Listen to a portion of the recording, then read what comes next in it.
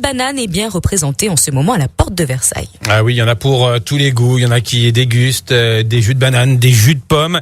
En tout cas, comme chaque année, la banane, vous l'avez dit, est bien présente. Et l'UGP BAN a voulu voir les choses en grand avec 170 mètres carrés d'espace pour promouvoir la production locale et sa qualité. Reportage terrain signé Aline Druel.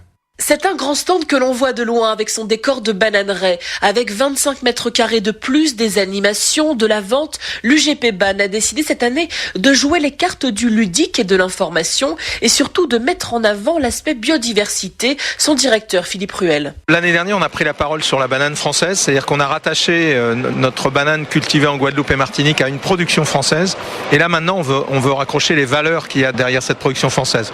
C'est une production qui est vertueuse en matière sociale et environnementale. Et c'est aussi une production qui est gustative. Donc on veut montrer tout l'ensemble des paramètres qui caractérisent cette banane de Guadeloupe et Martinique. Donc c'est une production française, c'est une production qui respecte l'environnement et la biodiversité. Il y a des panneaux au niveau de l'importance économique et sociale. Et puis, bien sûr, il ne faut pas oublier le goût parce que c'est qu'on est quand même dans l'alimentaire. Tout au long de la semaine, chefs et blogueurs culinaires vont donc proposer des démonstrations autour de la banane et il ne manque pas d'idées comme Frédéric Jonot, meilleur ouvrier de France. La banane, aujourd'hui, les gens s'imaginent banane en dessert. Et aujourd'hui, la banane, il faut montrer que ça peut être un ingrédient qui peut servir de l'entrée au dessert. C'est pas une banane à split, c'est pas une banane flambée, c'est pas un cake à la banane.